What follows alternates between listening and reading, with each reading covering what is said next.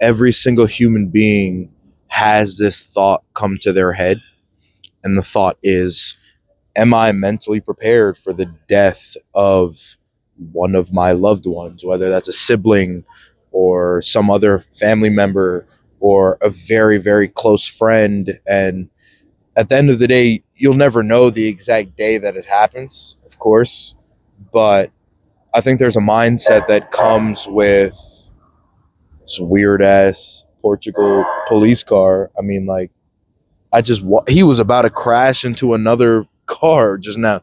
But let me get back to what I'm saying. When it comes to feeling or being mentally prepared for the death of a loved one, there is no perfect version of that. There is no version of yourself that is at peace with the idea of a loved one dying before you do. You know, a lot of your loved ones may be older than you, right? You think of your parents immediately, I'm sure, or you think of your grandparents. And when it comes to thinking of their death, that's kind of morbid. And it's this idea that no one's happy to walk through that train of thought. But I really encourage people to at least envision what that would feel like, right? So let's start with the thought of, are you prepared for the death of your loved one? Or are you prepared for the death of one of your loved ones? And where you start is envisioning that happening and envisioning the pain before it ever happens. I think that's a good practice to have for any tragedy, any tough time that happens to you. Try to envision pain before it happens. When you take risks in life, whether you drop out of college, which I did, I'm a college dropout, but thank God things worked out. You have to envision the pain, you have to envision the regret, you have to envision the issues that come with the fact that a tragedy has happened and you're not satisfied with the current status of that relationship before the tragedy happened. So let's zoom out. I'm in Lisbon, Portugal. I've been here for less than 24 hours, but me sitting here is just, to cure insomnia, you have to speak about anything and everything that comes to your mind. So this is one of the first YouTube videos that I'll be posting where I'm just letting myself speak. And this is a question that's been on my mind for a handful of days now. You know, I hung out with a friend that brought up a family member's death. I myself have experienced a close family member's death where even using the word close feels disingenuous because you'll never feel satisfied with the relationship that you had with these people. And if you think of being mentally prepared for the death of a loved one, I want to focus on the word mentally. Your heart doesn't need to be prepared, okay? It's very natural for your heart to never be prepared, I guess, for the death of a loved one. But mentally, you should be aware that it's very realistic. It's very possible. It's actually probable that one of your loved ones will die before you do, and you will experience the death of a loved one. And regardless of how you feel, regardless of your usual reaction to trauma or your usual reaction to issues in life, you are doing yourself a disservice by not being a little bit prepared for those terrible days that are guaranteed to happen. I think to myself, in the most selfish way, I actually wrote something down years ago.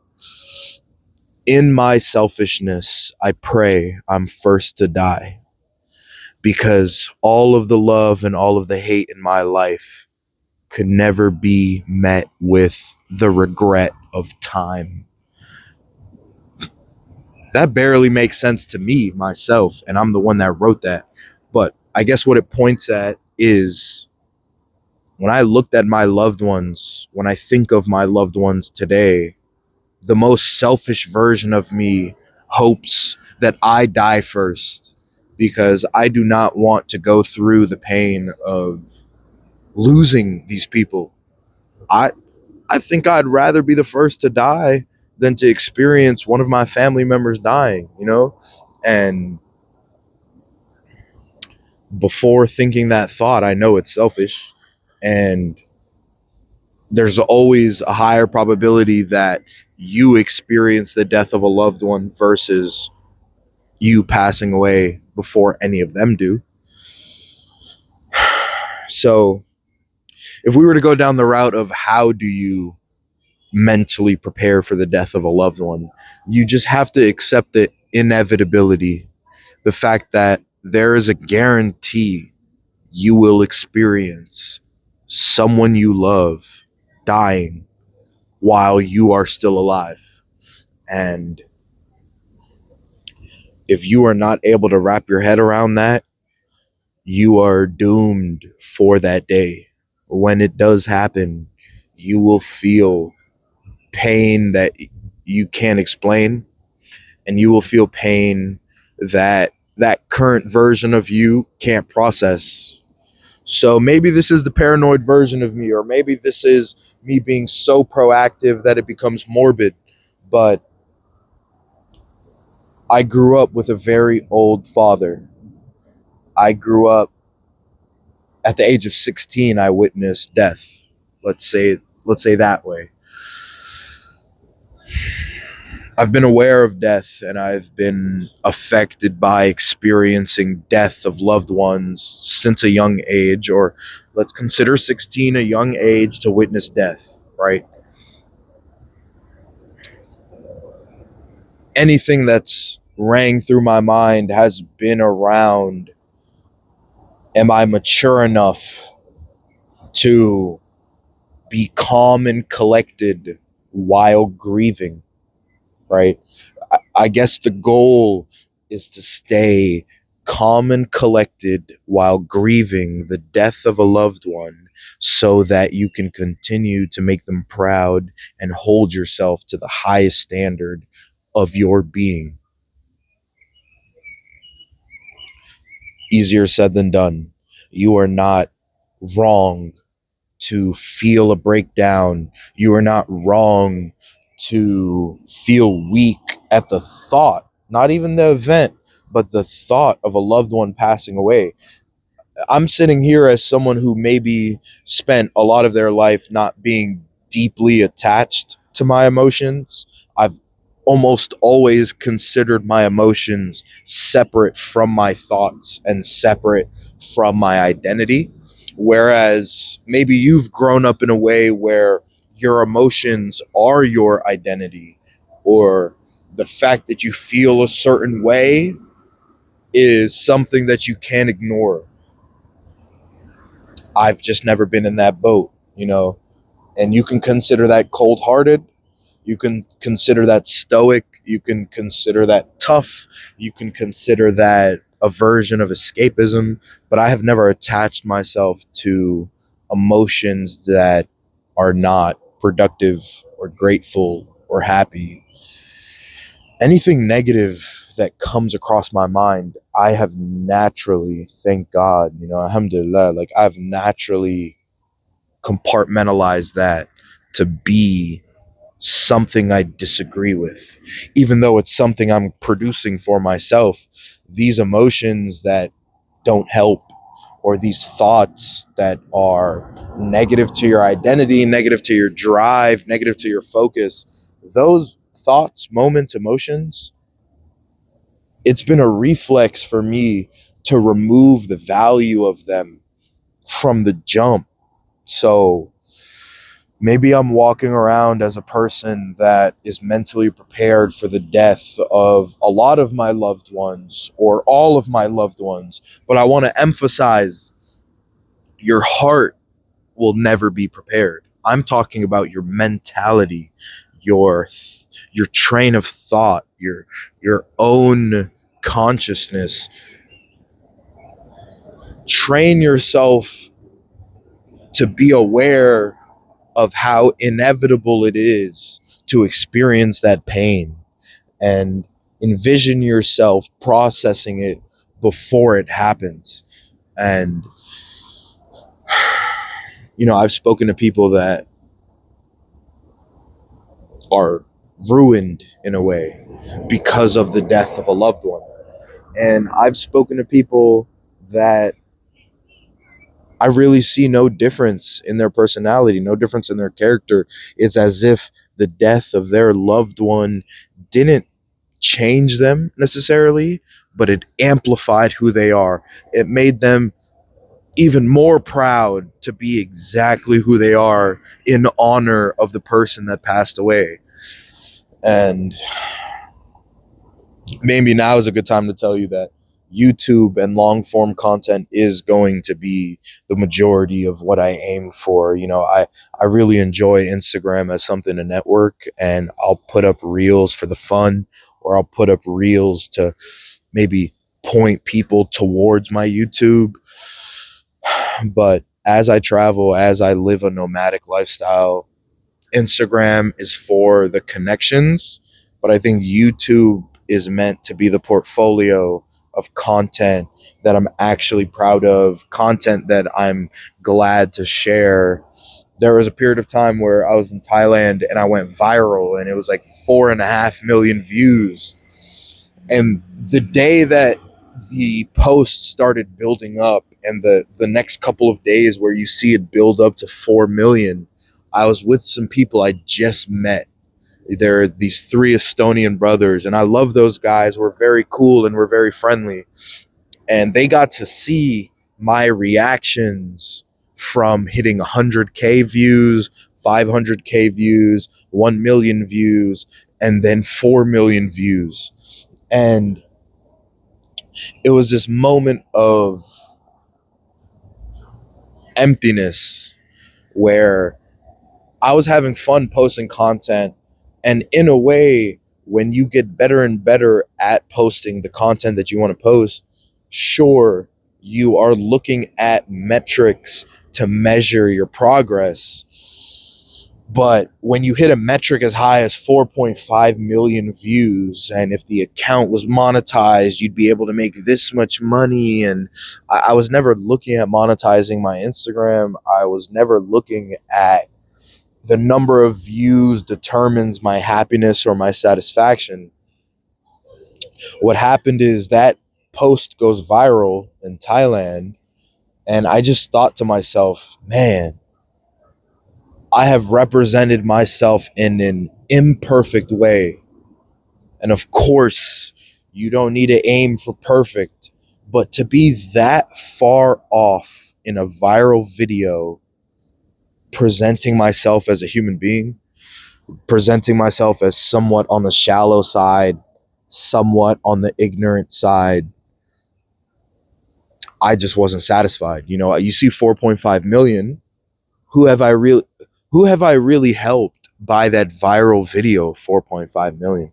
Who have I really touched or spoken to in that 4.5 million? Whereas another video might hit only 3,000, and I actually get quality messages from people where something helped them or something I said affected them, to the point I'm not looking to change your personality. I'm not looking to change who you are, but I'd at least like to stretch your openness to other versions of yourself that might be more confident, or other versions of yourself that might be more secure.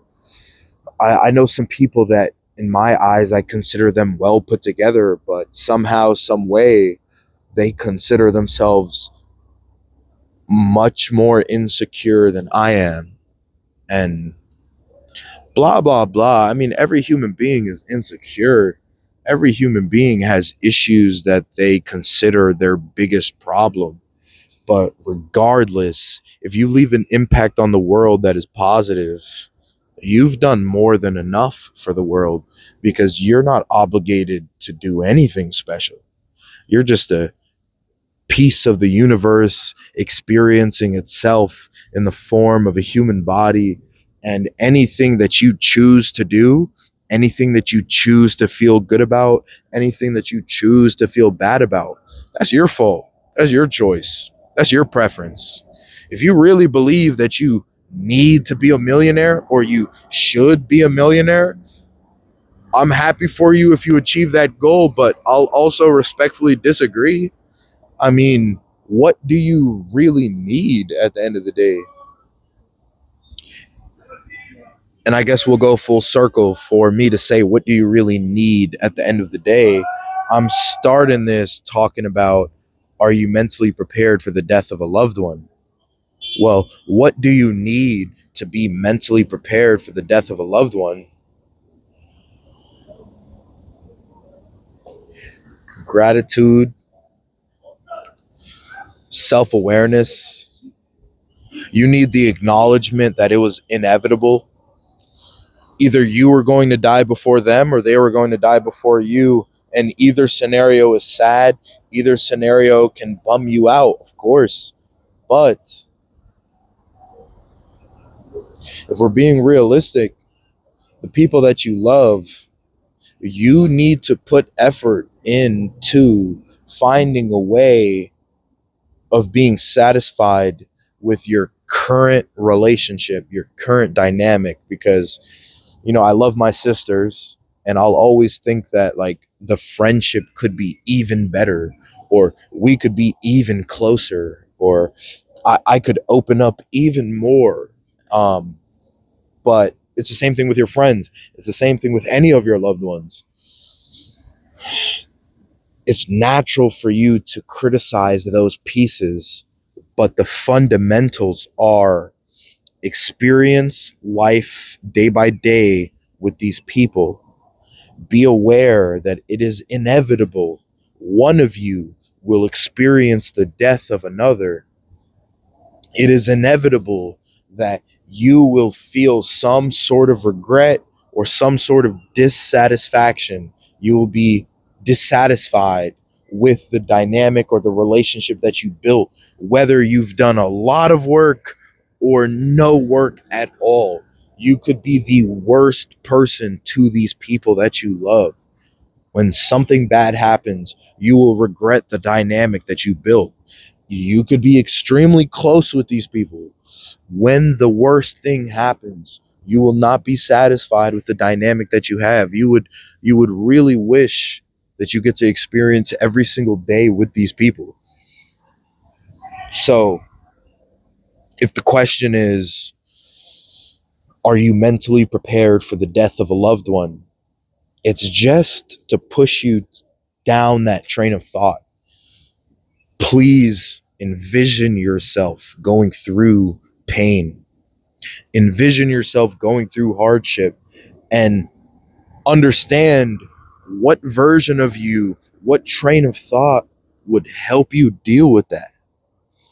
Whether it's the death of a loved one or you failed some important exam that makes you officially a lawyer or something, like, you have to envision the pain for you to even get close to mentally prepared for it. So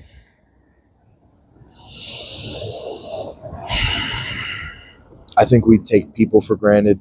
I think we take opportunities for granted. I think we take scenarios where you could grow for granted, and we choose our comfort zone. We choose our ignorance. We choose postponing heavy feelings or heavy emotions. Your heart does not need to be prepared for the death of a loved one, but you should put effort into being mentally prepared for the death of a loved one. You should understand how to honor that person while they are alive. So by the time you pass away or they pass away, you're confident that you can honor them. You're confident that the values that you've downloaded from your experiences with these people, you're confident that you can execute that. You're confident that somehow, some way, the angelic version of them is proud of you. And you may have old parents, you may have a sick friend, you may have someone in your life that it's almost guaranteed that they'll pass away before you. You need to be mentally prepared.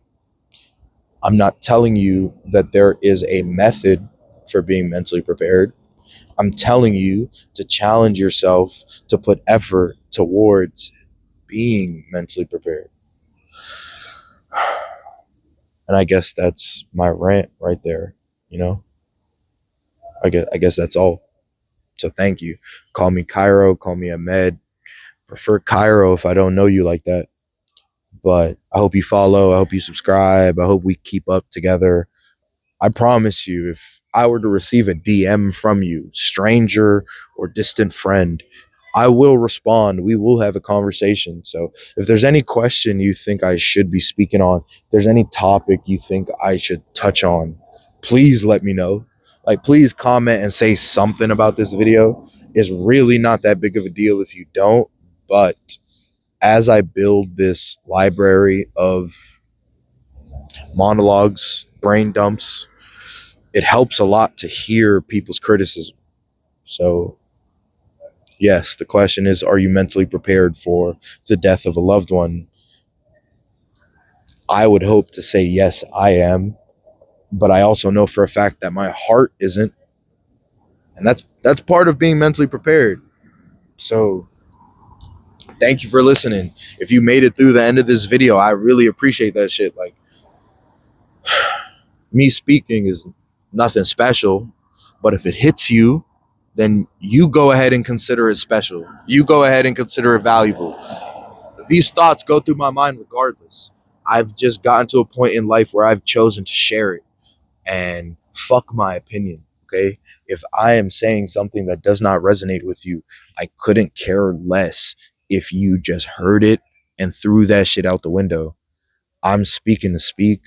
There are certain people that I've connected with that have really pushed me to make sure I continue speaking. So let's just leave it at that. I'm not tripping. Thank you very much and I appreciate it. But also remember, fuck my opinion. You feel me? Like, cool. Thank you. Cairo.